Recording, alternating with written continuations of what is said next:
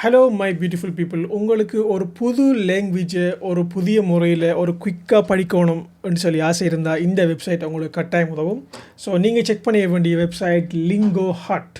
So லிங்கோ hut வந்துக்கிட்டு இது sign up free website, முற்றிலும் இலவசமான வெப்சைட்.